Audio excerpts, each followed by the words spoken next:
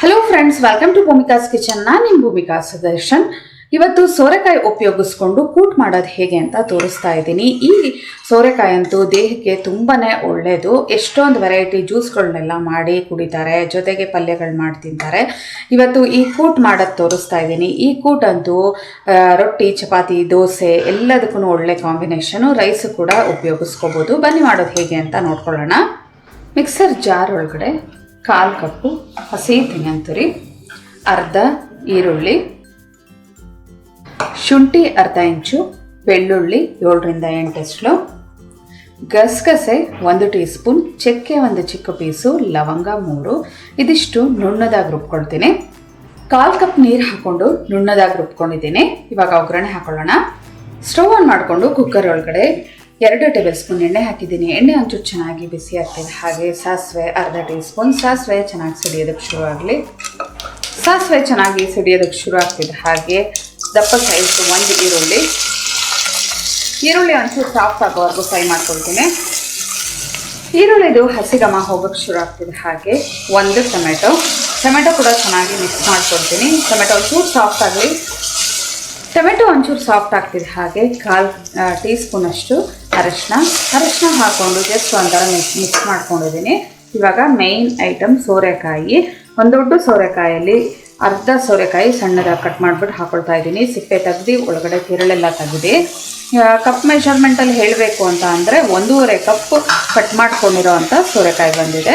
ಈ ಸೋರೆಕಾಯಿನ ಒಂದು 2 ನಿಮಿಷ ಚೆನ್ನಾಗಿ ಈ ಥರ ಬಿಸಿ ಮಾಡ್ಕೊಳ್ತೀನಿ.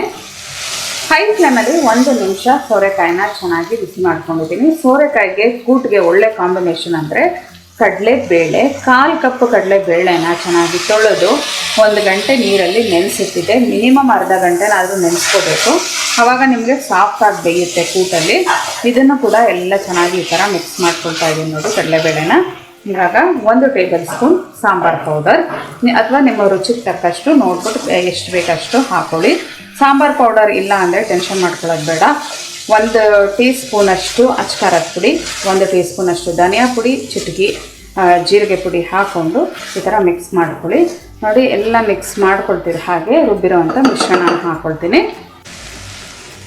ಗಸಗಸೆ ಹಾಕ್ಕೊಂಡಿರೋದ್ರಿಂದ ನಾವು ಏನೇ ರುಬ್ಕೊಳ್ತೀವಲ್ಲ ಅದನ್ನು ಒಂದು ಸ್ವಲ್ಪ ನುಣ್ಣದಾಗಿ ರುಬ್ಕೋಬೇಕು. ಇದಕ್ಕೊಂದು ಸ್ವಲ್ಪ ನೀರು ಹಾಕ್ಕೊಳ್ತೀನಿ. ಮಿಕ್ಸರ್ ಜಾರ್ಗೆ ಅರ್ಧ ಕಪ್ ನೀರು ಹಾಕ್ಕೊಂಡು ಎಲ್ಲ ಒಂದು ಸಲ ಚೆನ್ನಾಗಿ ಮಿಕ್ಸ್ ಮಾಡ್ಕೊಳ್ತೀನಿ. ಮಿಕ್ಸ್ ಮಾಡ್ತಾನೆ ರುಚಿಗೆ ತಕ್ಕಷ್ಟು ಉಪ್ಪು ಹಾಕ್ಕೊಳ್ಳೋಣ. ಕಲ್ಲುಪ್ಪು ಉಪಯೋಗಿಸ್ತಿದ್ದೀನಿ. ಎಲ್ಲ ಚೆನ್ನಾಗಿ ಮಿಕ್ಸ್ ಮಾಡ್ಕೊಂಡಿದ್ದೀನಿ. ಕೂಟ್ ಹದಕ್ಕೆ ಬರಬೇಕು ಅಷ್ಟು ನೀರು ಹಾಕೋಬೇಕು. ಅರ್ಧ ಕಪ್ ಹಾಕ್ಕೊಂಡಿದ್ದೀನಿ. ನೋಡ್ಬಿಟ್ಟು ಕನ್ಸಿಸ್ಟೆನ್ಸಿನ ಬೇಕಿದ್ರೆ ಹಾಕ್ಕೊಳ್ತೀನಿ. ಕುದಿ ಬರೋದಕ್ಕೆ ಶುರುವಾಗಿದೆ. ಸೋರೆಕಾಯಲ್ಲೂ ನೀರಂಶ ಜಾಸ್ತಿ ಇರೋದ್ರಿಂದ ಇದಕ್ಕೆ ಮೊದಲೇ ನೀರು ಜಾಸ್ತಿ ಹಾಕೊಳಕ್ಕೆ ಹೋಗಬಾರ್ದು. ಇದು ಬೇಯಲಿ. ಕುಕ್ಕರ್ ಲಿಡ್ನ ಕ್ಲೋಸ್ ಮಾಡ್ಕೊಂಡು ಕೂಗಿಸ್ಕೊಳ್ಳೋಣ. ನಂತರ ಕನ್ಸಿಸ್ಟೆನ್ಸಿ ನೋಡಿಕೊಂಡು ಬೇಕಿದ್ರೆ ನೀರು ಹಾಕೋಬೋದು. ಉಪ್ಪು ಖಾರ ಎಲ್ಲ ಪರ್ಫೆಕ್ಟ್ ಆಗಿದೆ. ಎಲ್ಲ ಚೆನ್ನಾಗಿ ಮಿಕ್ಸ್ ಮಾಡ್ಕೊಂಡಿದ್ದೀನಿ. 1 ಟೀ ಸ್ಪೂನಷ್ಟು ಕೊತ್ತಂಬರಿ ಸೊಪ್ಪು ಕೊನೆಯಲ್ಲಿ ಹಾಕಿ ಮಿಕ್ಸ್ ಮಾಡಿದ್ದೀನಿ. ಇವಾಗ ಲಿಡ್ ಕ್ಲೋಸ್ ಮಾಡ್ತಾ ಇದ್ದೀನಿ. ಲಿಡ್ ಕ್ಲೋಸ್ ಮಾಡಿ ಮೊದಲು ಹೈ ಫ್ಲೇಮಲ್ಲಿ 1 ವಿಷಲ್ ಕೂಗಿಸ್ಕೊಂಡು ಮೀಡಿಯಮ್ ಫ್ಲೇಮಲ್ಲಿ 2 ವಿಷಲ್ ಕೂಗಿಸ್ಕೊಳ್ತೀನಿ. ಪ್ರೆಷರ್ ಬಿಟ್ಟಿದೆ. ಸ್ಟವ್ ಆನ್ ಮಾಡಿಕೊಂಡು ಇನ್ನೊಂದೆರಡು ಕುದಿಸ್ಕೊಳ್ಳೋಣ. ಯಾವುದೇ ಒಂದು ಕೂಟು ಏನೇ ಮಾಡಿಕೊಂಡ್ರು ಕುಕ್ಕರಲ್ಲಿ ಆಮೇಲೆ 1-2 ನಿಮಿಷ ಈ ಥರ ಕುದಿಸ್ಕೊಳ್ಳೋದ್ರಿಂದ ಹೊಂದ್ಕೊಂಡಂಗಾಗುತ್ತೆ. ಜೊತೆಗೆ ಅದ್ರದ್ದು ಏನೇ ಒಂಚೂರು ಹಸಿಗಮ ಇದ್ರೂ ಎಲ್ಲ ಹೋಗುತ್ತೆ. ನೋಡಿ 1-2 ನಿಮಿಷ ಕುದಿಸ್ಕೊಂಡ ನಂತರ ಸ್ಟವ್ ಆಫ್ ಮಾಡ್ಕೊಳ್ತಾ ಇದ್ದೀನಿ. ಈ ಒಂದು ಗಟ್ಟಿ ಕನ್ಸಿಸ್ಟೆನ್ಸಿ ಕೂಟ್ ಹದದಲ್ಲೇ ಇದೆ.